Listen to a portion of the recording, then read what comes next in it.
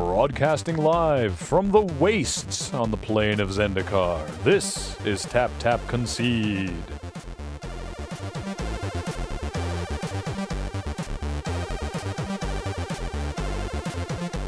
Yes, the wastes. Yeah, confirmed. They are real. Yep. They're real. The confirmed on stream during the World Magic Cup this weekend. The Kozilek leak and the wastes are legit, and that's amazing. And that's the first thing we're going to talk about today. We're actually going to be holding the Crack-a-Pack until later in the episode. We have plans. We have some plans for that because we're going to talk about chaos drafting today, or grab bag draft, however you want to call that. And we have a plan for that. But first, let's talk about these spoilers. So, a while ago, these leaks happened. They looked like maybe legit, but it was such a complete change to the way that mana operates in certain situations that people were hesitant to believe it. I was myself. I think I said on the podcast that it's like I could see it, but I also Fifth color confirmed. Sixth color, the amazing fifth color of blue. Let's take a look at Kozilek first, and then talk about the actual the wastes, such as they are.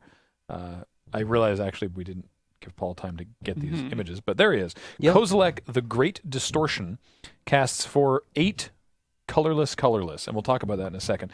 He's a 12/12, which is not small. When you cast Kozilek, the Great Distortion, if you have less than 7 cards in your hand, you draw the difference, so you draw up to 7. He's got Menace, which is exciting. Actually, that's a fairly elegant design. Not indestructible. Yeah. But Menace, meaning must be blocked, or can't be blocked by 1 creature. Must be blocked by 2 or more creatures. And you can discard a card with converted mana cost X and counter target spell with converted mana cost X. And I'm careful to read it here because we almost messed this up on Horribly Awry. Counter target spell. Yeah. It is not creature spell or non-creature spell. It's just if they cast a 3 mana spell, you can pitch a card that costs 3 mana and counter that spell. With your full hand. So he comes with a Disrupting Shoal. Yep. He turns your entire hand into Disrupting Shoals. That seems sweet. Yep. He's a 12/12 with Menace. This guy is sweet. This guy is like... for 10 mana. Yeah, I don't know if he feels a lot like Grizzlebrand to me. Only, I mean, no evasive or lifelinks. Yeah. Well, it's kind of evasive. Yeah, he's kind of evasive. Menace is not it's not nothing. It's not evasion. Yeah. So he protects himself. I'm on board. Quite a bit. Let's put it that way. I'm on board with Kozilek. Yeah, I think this guy's totally fine. But the really exciting thing is his mana cost, so it's 8 colorless, and but the 8 is colorless. No, the 8 is generic. Grab bag. The 8 is now generic mana, and the little diamond symbol is colorless because there's a new land type, which is the wastes, which we mentioned in the intro. So the wastes is tap to add diamond colorless to your mana pool. It's a basic land, meaning anything that says go search in your library for a basic land, you can get wastes. Wastes is not a type. But it is the name of this card. So it doesn't have, it's not like basic land forest. Yeah. It's not basic land wastes. It's just a basic land. And that's important because that means it doesn't count for domain. It doesn't count for, obviously it doesn't count for converge because that checks on colors. But anything that is like every type of basic land you control or however many types of basic land you control, this doesn't count because it isn't a type. Yeah. There is no type. It is untyped. Yeah. So what that means is that there's a big change to how Magic is going to be annotating mana. So spells that already exist that are 2 and a green, that's still going to be 2 and a green. It's 2 generic mana, which can be paid for with any color or colorless or anything, and the green mana. But now lands, that is sort of like if a land says, enters tapped, tap to add 1 colorless to your mana pool, it will still add 1 colorless, but now it'll be add 1 diamond symbol to your mana pool. So in fact, lands. there's one in the set actually that was spoiled, a mirror pool. Right. So it enters tapped, tap to add 1 colorless, the new symbol, and you can pay a colorless, not a generic, actually I think it's 2 and a colorless, and tap and sack mirror pool to copy an instant or sorcery, and 4 and a colorless, and tap and sack mirror pool to put in a token copy of a permanent you control. Yeah. It's a sweet land, by the way. But yeah, so that's noticeable, or that's notably important for the difference. That's a bizarre noise that your phone is making. A lot of it too. Between generic and colorless mana. Mm-hmm. And I think it's really interesting that they Yeah, finally sort of solved the colorless basic in a way that actually works without breaking the game. Yeah, they've expanded their parameters for how the game works in a way that doesn't seem to break it, and I assume they've play tested extensively. I can only imagine. I mean, this doesn't seem like the kind of decision that you just roll out. I wouldn't be surprised if this has been something that's been in development for like a decade. Does this affect the Sunburst stuff? Have they? No. I'm sure they mentioned that. No, because Sunburst again is Counts the colors. Each color of number of mana. colors, Right. and Waste doesn't produce color. Mm-hmm. Mm. It is So- just an explicit source of colorless mana. Yeah, Right. being able to have it as an untyped basic, making it so that you can search your library for a basic land and get wastes, but not have it count for things like Sunburst or Domain was always the problem. Yeah. So for the pedants, what we're saying is that this is not all colors mixed together. This is No, this No is an colors. absence of color. Well, I mean, and I think we could also have expected this to come with Wizards pushing Commander and wanting you to be able to play these colorless commanders. Right, because this has no effect on color identity either, Mm-hmm. which is also And I mean, people will say, well, you could already play, all the colorless special lands and get a fully functional commander deck. And it's like,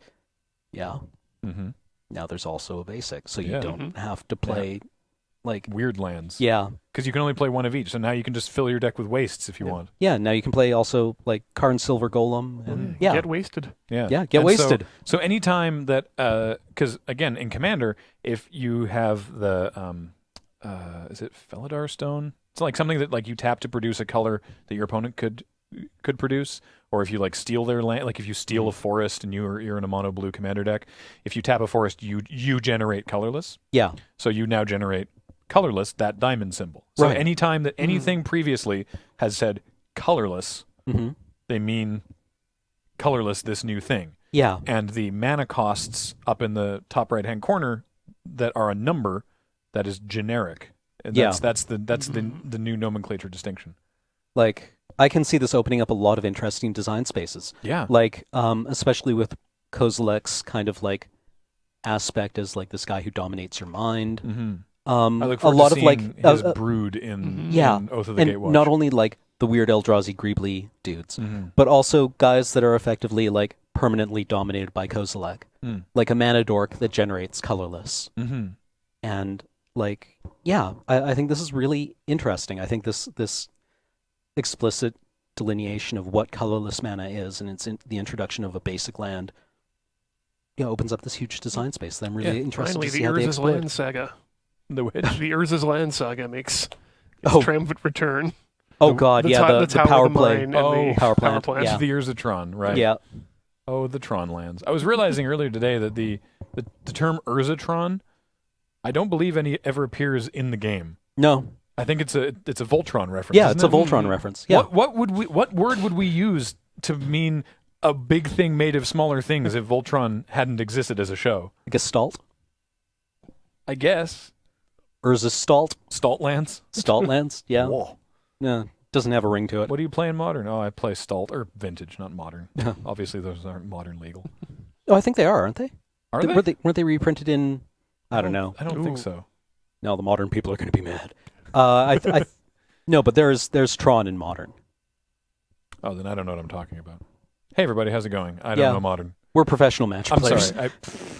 Yeah. Well, in that we play Magic as part of our job, sure, but not in a way that we're actually any sort of good at it. Somebody was asking on Twitter. Actually, they were asking Alex. I think it was his Ask FM actually, what everybody plays, or what their favorite things are, and he sort of listed correctly. Like draft for me, standard, and Right. You almost got it Highlander right for too. I'm a limited guy. All right. Yeah. Probably Sweet. sealed is my favorite. But then they were asking, what about Pauper or Modern or Tiny Leaders? And it's like, well, Tiny Leaders just sort of fizzled away. Yeah. Pauper is cool. I haven't gotten into it myself, but it's sweet. James has a Pauper deck, I believe. And Modern is just like, I don't play Standard because tracking the metagame is a challenge. And Modern has arguably a more competitive metagame. Not necessarily, it's a more stable one, but and also it's more expensive. And I'm not into it. I'm not a constructed person. I have a Modern deck. It's Blue-Red Storm. It is at best a B tier deck. It's fun to play. If I was going to assemble an actually competitive Modern deck, I would play Legacy. Smart. Yeah, Bring up Poison deck just because I hate fun. Yeah. Delightful. Lots of good cards in that deck. Yeah. Speaking of draft, our main sort of topic today, as cool as both of the Gatewatch things are, is Chaos Draft, because we had someone ask us on Twitter the other day some questions about Chaos Draft, and they said this might be a cool topic for Tap Tap Concede, and we thought yes. Yeah. And their question was, what sort of packs do they want for a Chaos Draft? So the first thing we should do is explain what a Chaos Draft is. When you do a draft, it's typically 8 people, so that's 24 packs each. Each player has 3 packs, and you'll do, 3 of the same pack, or you'll sort of mix it up depending on the set. For example, in Khans of Tarkir, you did 3 packs of Khans, or later it was a pack of Fate Reforged and 2 packs of Khans. Each of those different variations is referred to as a draft format, but the idea is that each player has the same things. A Chaos Draft, or a grab bag draft, and I think there's another term for it, is 24 different packs. Everyone has different stuff, and it's super fun. Wacky draft, that's the word. Wacky Draft, yes. Yeah. If you and your friends are looking for something to do, the question was related to doing this as a thing that this person and their friends were doing for Christmas. If you're looking for a fun thing to do, everyone go in on an order from a place like our stream sponsors, Card Kingdom, or your local game store, or wherever you want to buy your cards from. Just add 24 different boosters to the orders. Split the cost up. It's a super, super fun thing to do. But Cam, I can just pick any 24 random boosters? Yes. Great. Is that a good idea? No. So, our experience with Chaos Draft is that there are some sets that work very well in Chaos Draft, and some sets that work stupefyingly poorly. Yeah. And the sets that don't work well are the ones that feature what are known colloquially as parasitic mechanics. This is what Mark Rosewater refers to them as well. Oh, okay. And it's mechanics that care explicitly about other things in the set. Yeah. So when we did the Chaos Draft at Con Bravo that we talked about in that loading time, which was super fun, by the way, and shout outs to the tournament organizer for going full hog and putting in a pack of Modern Masters and Modern Masters 2015, and it was great. It was an awesome draft. But there was also Kamigawa packs in there. And the problem with Kamigawa is that many of the mechanics deal with spirits and arcane spells. So there's cards that are like, anytime you cast a spirit or arcane spell, do whatever. And Not a lot outside of Kamigawa that does that. because there are other sets with spirits. Spirits aren't huge outside Kamigawa. There was a lot of spirits in Innistrad. Yeah, in Dark Ascension and Innistrad. But arcane spells only exist in Kamigawa. And so you'd have these packs coming back. You'd get your 7 cards on the wheel from a pack of Kamigawa, and it would be full of cards that basically don't do anything. Yeah. It's like, do you want a 2/2 for 3? Cool, because that's what this is going to be, because you're never going to be casting any other spirit or arcane spells. So you want to avoid stuff like that. So generally the Kamigawa block, and you were saying Scars of Mirrodin and Dark Ascension to an extent? Or Scars of Mirrodin. Not Dark Ascension, sorry. Scars of Mirrodin and Mirrodin Besieged. Besieged. Because, And New Phyrexia. Because there's no support for Infect outside of those things. So if you... see, it's not necessarily bad. It's not like those sets are bad and that there's not good cards in them that don't have these things. But it means that you can basically never draft an Infect deck because you're only going to be seeing one pack of this on the whole table. Yeah. You'll only be Often seeing, with 1 or 2 cards in Yeah. a pack. and it's not like you can be like if I'm like I will be the only person in infect. I will plant a flag and I will be in infect. But because you're only seeing the one pack of, say, Scar's Mirrodin that has the infect creatures in it, every other person at the table has to take a card out of that pack. Yeah. So you're not even going to get all the infect creatures back because someone has to be like, well, I have to take a card. I guess I'll take this one. Right? And so trying to build an infect deck or an arcane deck or something, it's just not going to happen in Chaos Draft. Only way I can conceive of them working is if you do like all 3 from the set, and that way you can get at least like you can get 6 cards, Yeah. right? Or if you take what is that card out of Conspiracy? The guy that lets you take everything left in the pack. The librarian one. Yeah, that guy. And that's Agent of acquisitions. Agent of Acquisitions. And that's a long shot. That's going hard into something that still makes up. If you take the entire thing, and you play the entire thing, you're still running a lot of bad cards. Yeah. Like, So, sorry. If you want to get a pack that features a mechanic, make sure that mechanic does not require a critical density of the self-same mechanic in order to work. Yeah, that's the key, because there's lots of, like, it's important to distinguish between a card that only appears in one, or a mechanic that only appears in one set, which is frequent and common. Most mechanics only appear in one set, and a mechanic that only works in that set. Like Cam was saying, like infect needs a certain amount of infect creatures. You can't just expect like one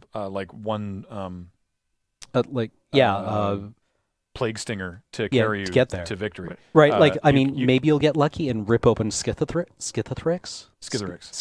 Yeah. Skittles. The Blight Dragon. Scytherix. Scytherix. Scytherix. Yeah, she's great. Yeah. But a lot of the time,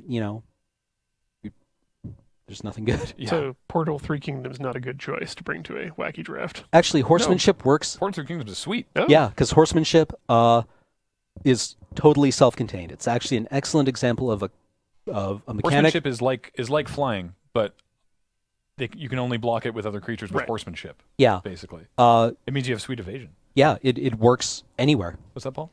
What would you say about allies? Allies are similar to infect. Mm-hmm. It's like this tribal that if you only have 2 or 3 of them, you are going to very rarely see your rally trigger proc. Yeah, if you have, allies do kind of work because they proc when they enter the battlefield.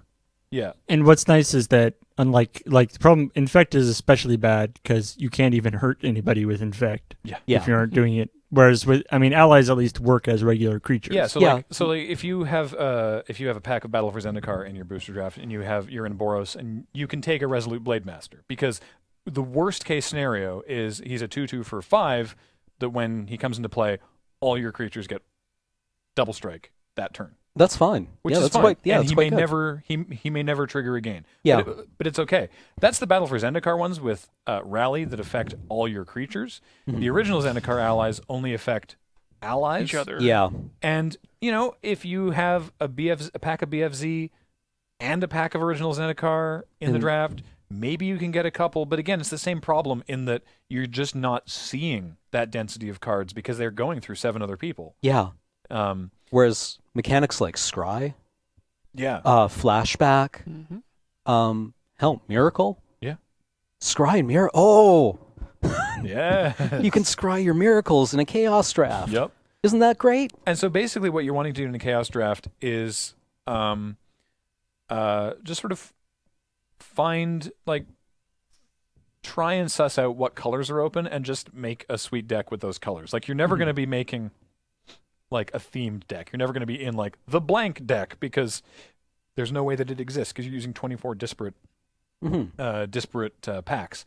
But, you can do the sort of the general thing. Like, if you want to be base, like 5-color green, like base green, but just playing sort of general good stuff, you can probably do that because there's generally enough fixing across these packs. You just have to, prioritize fixing more highly. Or you can generally be Boros because, a red and white aggressive deck often has like that theme sort of exists. Yeah. Like broadly speaking, the color identities exist across all these sets such that you can make a blue-black control deck and just sort of know that you'll be able to pick up blue cards and black cards that will work well in a control deck. Yeah. Or you can do a green-blue, a little more aggressive mid-range deck. Like generally speaking, you're just sort of going for the general decks. Yeah, you're being pared back to kind of like the color essentialism here. Like, you can put together, like if you've got a pack of origins, right, you can take a card with prowess in blue or red because those are generally colors that like to play instants and sorceries. Yeah.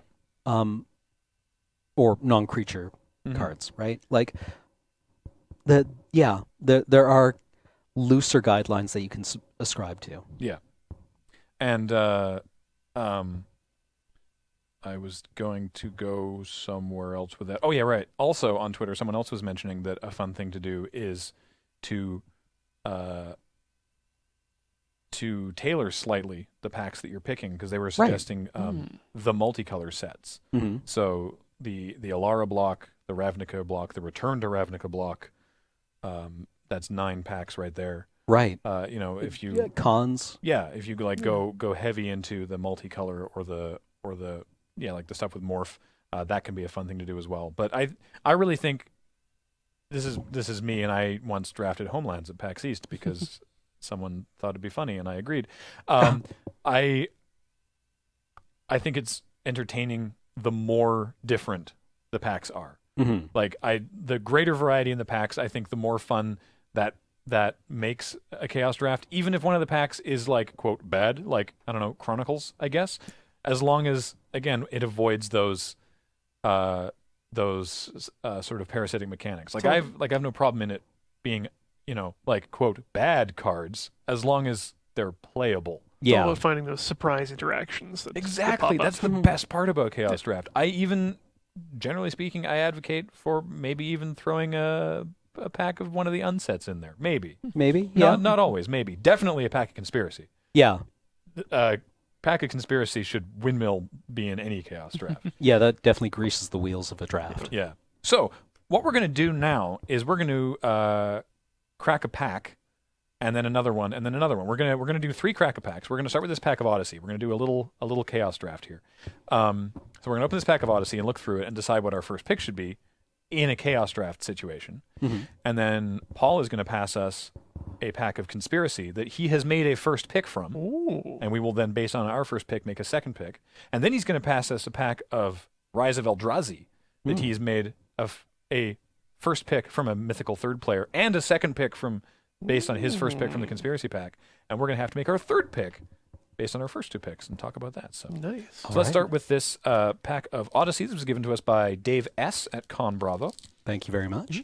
And I'm pretty excited. I did actually pick these packs. Initially, I decided to roll the big die to see what we were going to end up with, and I rolled a 7, which was Betrayers of Kamigawa. So I said, all right, that's obviously not going to work. So we got Escape Artist. It's a 1 and a blue for a 1/1. It is unblockable, or cannot be blocked, I believe is the Oracle text, because it's a wizard, which is cool. For a single blue, discard a card from your hand, return Escape Artist to its owner's hand. So 1/1 unblockable for 2. That can be fun. You can, sometimes that guy needs to strap on a trusty machete and get in there. Yeah, exactly. Throw some equipment on there, not bad. Druid Lyricist. It's a 1/1 for a single green. For a green and tap and sacrifice Druid Lyricist, destroy target enchantment. Enchantments can be relevant in Chaos Draft. It depends. Yeah. Zombie Assassin. 3/2 for 4 and a black. Creature type zombie assassin. Nice. Well, there you go then. Tap and remove 2 cards from your graveyard tap and exile 2 cards from your graveyard and exile zombie assassin. Destroy target non-black creature. It can't be regenerated. That's not bad. Yeah. Hey. Oh, hey. Our old friend Oromancer. It's a 2/2 for 2 and a white. When Oromancer comes into play, return target enchantment card from your graveyard to your hand. So obviously enchantments are a theme going on in Odyssey here, but that's okay because there's enchantments everywhere in Magic. Yeah. Unlike arcane spells, which are only in Kamigawa. You see what we're talking about here. Firebolt. Single red mana for a sorcery, deals 2 damage to target creature or player. Flashback for 4 and a red. That's pretty high on my list right now because removal is removal, even if it's sorcery speed. Cephalid Scout. It's a 1/1 for 1 and a blue. Cephalid Wizard with flying. 2 and a blue, sacrifice a land, draw a card. Interesting. Curious. Probably not Not great, but maybe. Simplify. Single green mana sorcery. Each player sacrifices an enchantment. Curious. the innocent blood of green. Filthy Cur. 2/2 for 1 and a black. Whenever Filthy Cur is dealt damage, you lose that much life. So it's a jackal pup. Yeah, jackal pup in black. But it's bigger. It's bear size now. Yeah. Curious. Hmm. You know, they actually just have this card now, and like, what was it? It was Walking Corpse from Innistrad was a black bear. It was just 2/2 for 2, and that's it. Yeah. This one has a downside. Yeah. Sacred Rites. Single white mana. Instant. Discard any number of cards from your hand. Creatures you control get +0/+1 until end of turn for each card discarded this way. Yeah. Wow, some of these are not great. Morbid Hunger. 4 black sorcery. Morbid Hunger deals 3 damage to target creature or player. You gain 3 life. Flashback for 7 black. I mean, if you really got to kill something, and you gain 3 life. Yeah, I guess it can close out a game. It's not terrible. No. Patrol Hound. It's a 2/2 for 1 and a white. Discard a card from your hand. Patrol Hound gains first strike until end of turn. It's not bad, actually. Screams of the Damned. 3 black enchantment. 1 and a black. Remove a card in your graveyard from the game, or exile a card from your graveyard. Screams of the Damned deals 1 damage to each creature and each player. That's actually kind of powerful. Yeah. Because, I mean, there's discard outlets in this set. Jeez, 1 in the black, too. That's... So, yeah, for 2 mana and exile a card, it deals 1 damage to each creature and each player. And this costs 5, so you can, like, pay 6, tap out, exile 3 cards, deal 3 damage to everything. It's there was a spell that dealt 1 damage to everything. Pestilence, was it? Yeah. Let's say no pestilence, but it's an not bad. enchantment. You just keep doing it. Things are going to get in your graveyard. Oh, hey. Be still my heart. Zombie Infestation. I love this card. 1 and a black. Discard 2 cards from your hand. Put a 2/2 black zombie into play. Think you can take Zombie Infestation and wheel Screams of the Damned? Give blocks. Sphere of Duty. Yeah. 3. We're adults. 3 and a white. I'm sorry. 3 and a white enchantment. If a green source would deal damage to you, prevent 2 of that damage. So that's terrible, obviously. And our rare is Cephalid Retainer. Ooh. 2 blue for a 2/3. And for blue, tap target creature without flying. Oh, that guy's just really good. Well, That's just yeah, good. yeah. So, He's like an air servant? well, he doesn't fly himself. No, but Yeah, exactly. Right, because Air Servant only does creatures with flying. So Zombie Infestation, Screams of the Damned are cute and all, and Patrol Hound is good on the mana curve. But I think we take pack, the only good blue card. We're looking at either Firebolt or Cephalid Retainer, and honestly, Cephalid Retainer is a less replaceable effect. Yeah. And it's a 2/3 for 4, but I mean tappers don't come that cheap anymore, and often you have to tap the tapper to activate their ability. But this means that you can tap 6 mana and tap 3 creatures. Yeah. So yeah, I think we'll take Cephalid Retainer just because it's again, this is a chaos draft, right? It's just a generally powerful card. That's double blue, but it's not a gold card. We're not settling into multiple things right away. Yeah. But it's generally powerful and has a good effect. And if this weren't here, Firebolt I think would be a definite consideration. And following that, I don't know, Zombie Assassin? Some of that black stuff might come back around. Yeah, it's true. For some fun. Yeah. So we'll go with Cephalid Retainer. Now, If this pack goes by me, I'm all in on the Zombie Infestation deck. so Paul, can you pass us over the pack of Conspiracy? So Paul's the drafter to our right. Yes. Mhm. And he's taken one card out of this pack of Conspiracy. But it still has in it Assassinate, 2 and a black, destroy target, tap creature. That's quite strong. Yeah, that's quite good. Well, that's probably top of the list at the moment. Crook Claw Transmuter. This is a weird guy. He's a 3/1 flash flying bird wizard for 3 and a blue.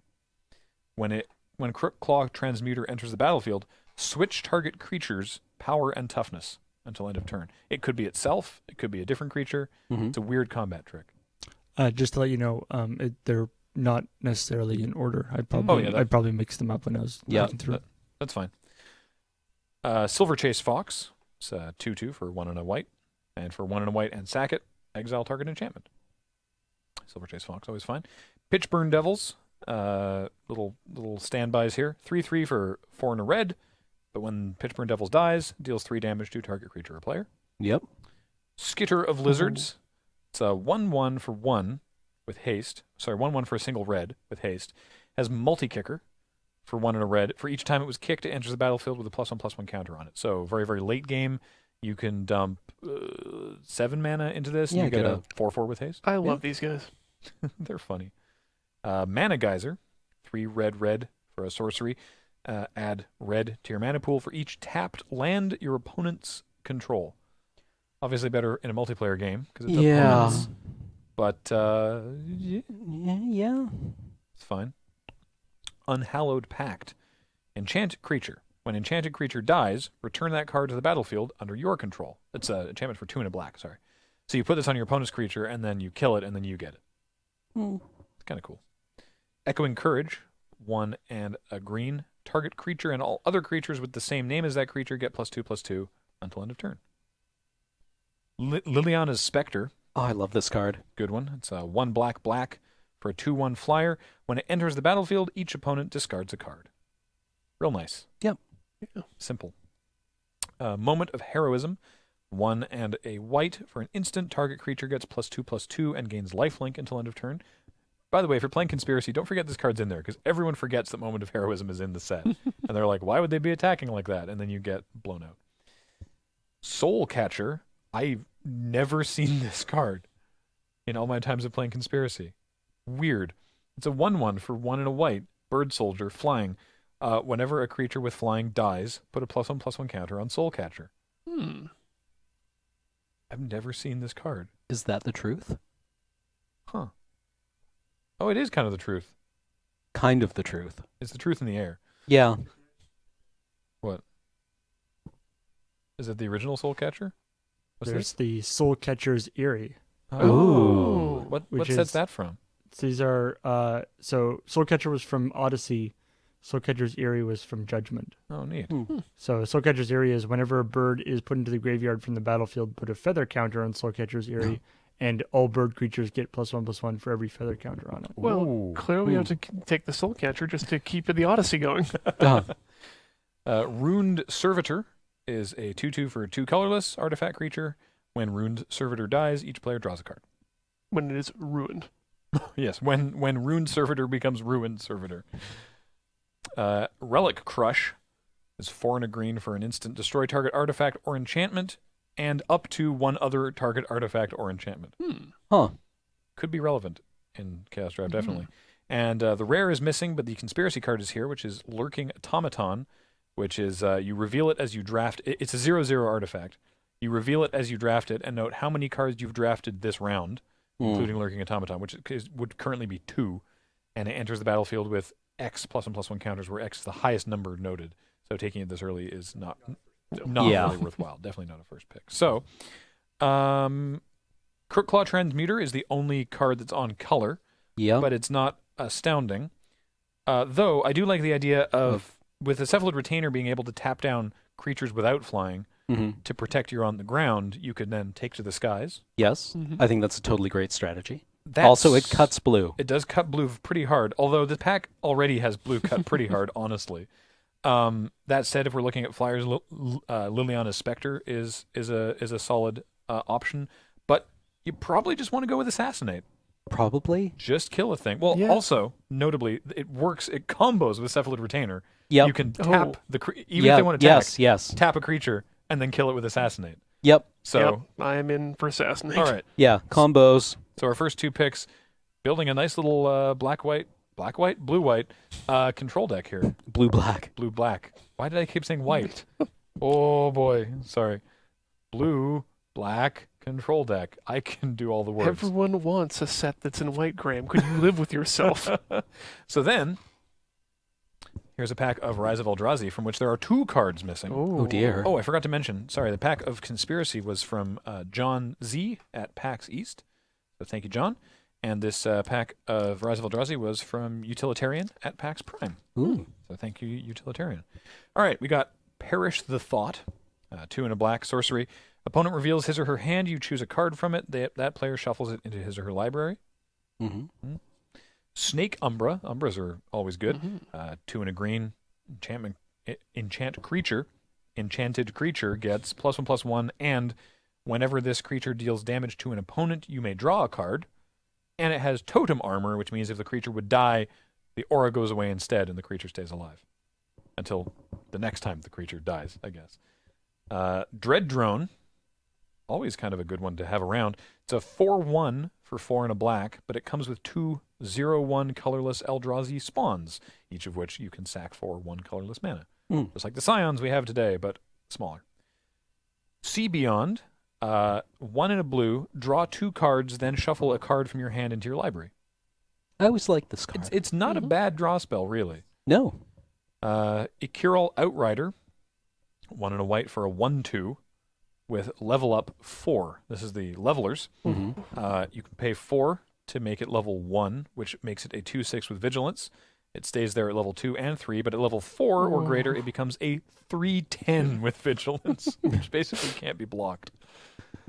Well, it can be blocked, it just can't be killed in combat, typically. Overgrown Battlement is pretty legit. It's 1 and a green for a 0/4 defender.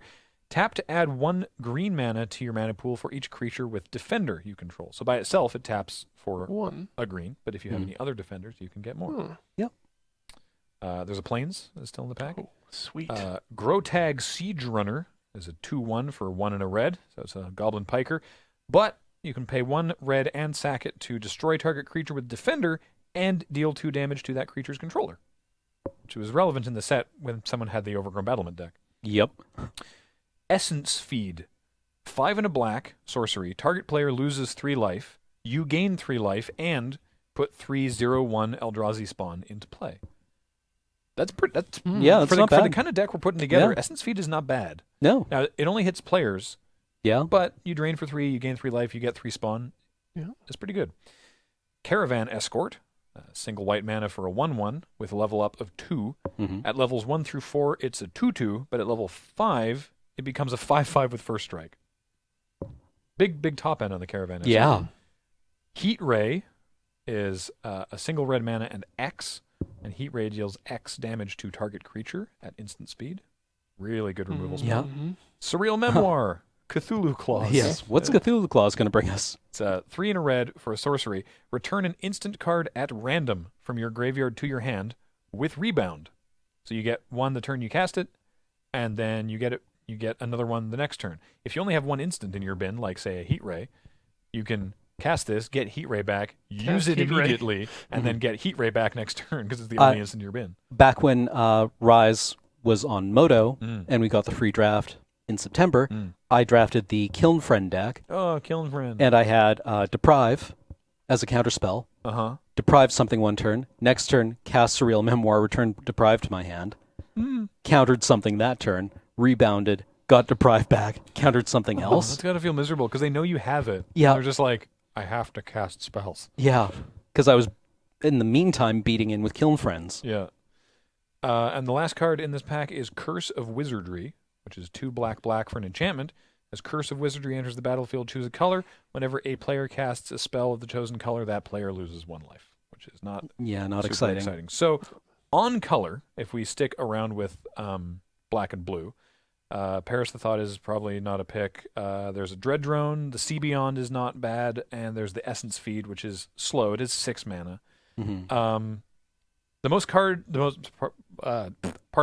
Probably the best card in limited in a vacuum in this pack is Heat Ray. Heat Ray. And maybe that's just your pick.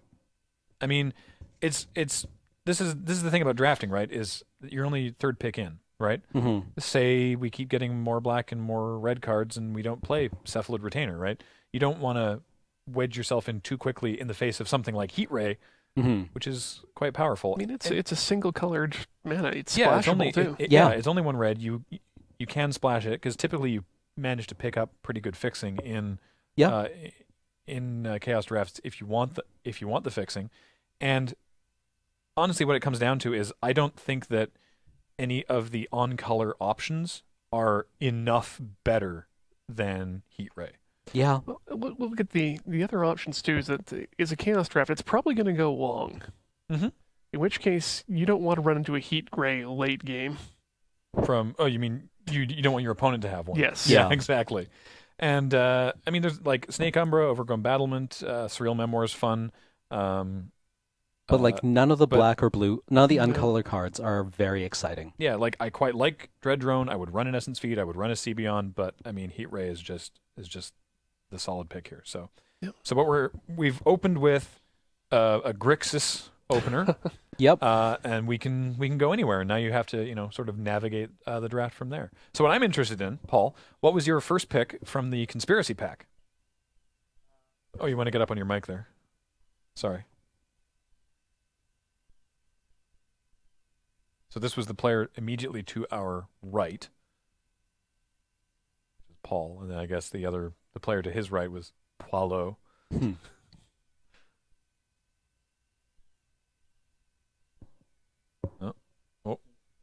Getting it up on screen. Old. All right. So from the first pack, which is the conspiracy pack, Mm-hmm. I first picked this little fellow right here. Ooh, Sulfuric Vortex. Sulfuric Vortex. Decided to go ham on it. So you're going. You're hoping for the mono red aggro plan. Yeah, That's a being solid like, plan in it's Chaos gonna Draft too. it's gonna kill us all, but it's gonna kill you slightly faster. Exactly. So Sulfuric Vortex, for those who are unfamiliar, is 1 red for an enchantment. At the beginning of each player's upkeep, Sulfuric Vortex deals 2 damage to that player. If a player would gain life, that player gains no life. So what you do with Sulfuric Vortex is you have to be hyper aggressive because you're both taking 2 damage a turn, but as long as you are putting more damage on them faster than they're doing it to you, it accelerates the game, and it doesn't let a deck like ours last until the late game. So Paul's going to be hoping that the Firebolt from our first pack wheels around to him. Mhm. Yeah, Mm-hmm. exactly. And then what did Poilot first pick from the Rise pack? And then what did they... Or no, sorry. What did Paul second pick, from the Rise pack? So After taking Sulfuric Vortex, what did Paul take out of the So- Rise of Eldrazi pack? I'm not sure if this was a good idea, because I don't know. I don't think it. I think actually, in hindsight, I don't think it's actually fast enough to be the way to go. But it seemed like such a nice combo. Oh, We got me Jetty Life Strider. Interesting. Oh, I see. So my thought was, if for one thing I bring this guy out before I bring out the Vortex, obviously. I was going to say, because you can't gain life with the Vortex. Yeah, and then he just locks everything down because he's a 2/8. Right. So you're screwed. Right. So I have a ton of life. My board is locked down. Vortex comes out and just kills you, Oh, yeah. and you can't do anything about it. Okay. That's my thought. I don't know if that's a good move or not. I probably would have followed up the Sulfuric Vortex with the Heat Ray that we took. Yeah, But that would have made our pick a lot harder. I had Yeah. I had the Heat Ray. So yeah, I was like, do I want to go for the Heat Ray? I don't know. But I was kind of like going back and forth on it, and it made me so sad that the Heat Ray wasn't players Yeah. or creatures Yeah. that I kind of went against it. Fair enough. Yeah.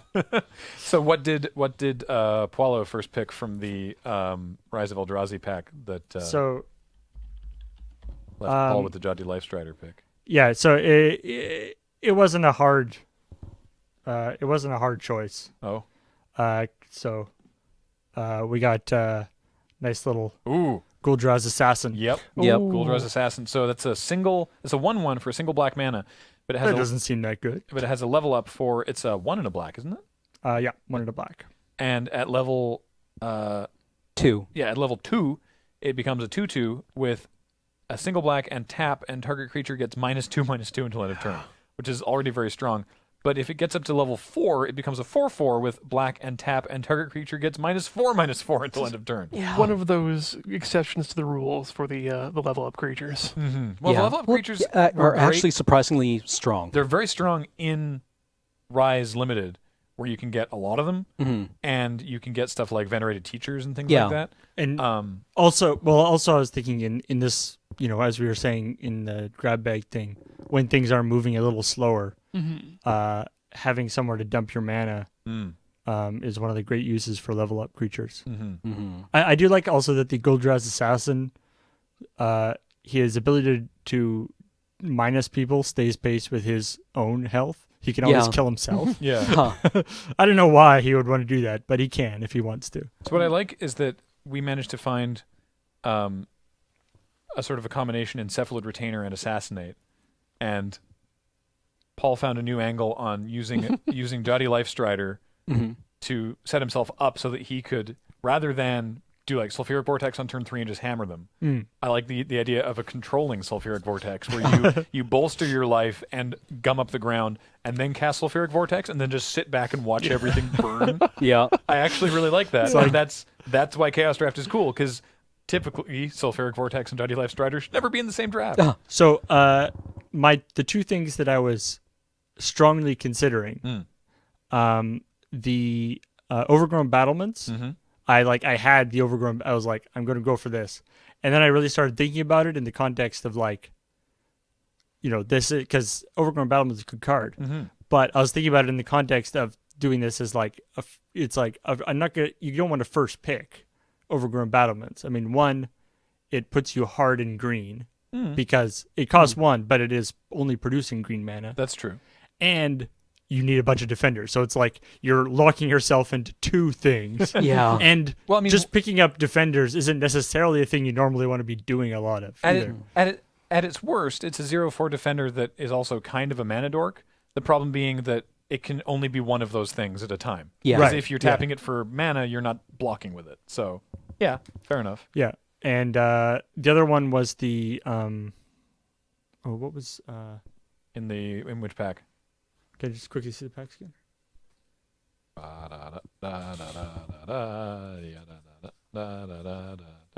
Nope. Was it in the pack of conspiracy? The conspiracy pack was tough actually for me. It is tough. It's a Like weird pack. it was a weird pack. Like it was I was trying to figure out where to take it. I think you made the right picks. like like, what Spectre, like again, Assassinate is good, but the Assassinate like Sulfuric again Vortex is legit. So again Also, it's fun. I was holding on to the Assassinate as like I'm going to take this. And then I started being like there's there's always that like that fear. I don't know. I always get this when I'm drafting, when you're like looking through the pack and you're like, I think this one's the best.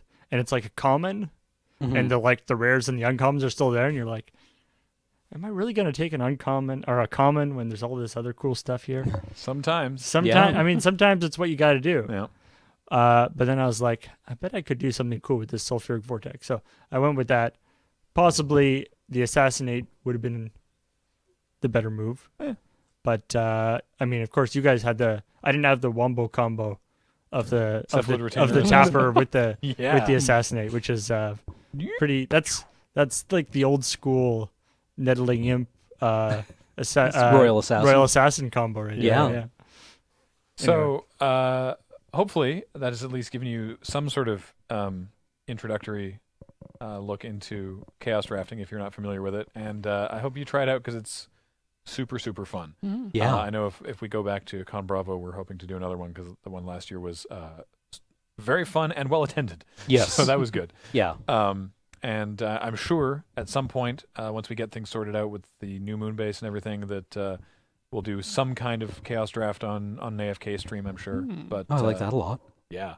But until then, thank you for listening. This podcast, as all of our podcasts and most of our content, is brought to you by you and your kind support of us at patreon.com/loadingreadyrun. Please check that out. And thank you for listening. Bye-bye. Bye.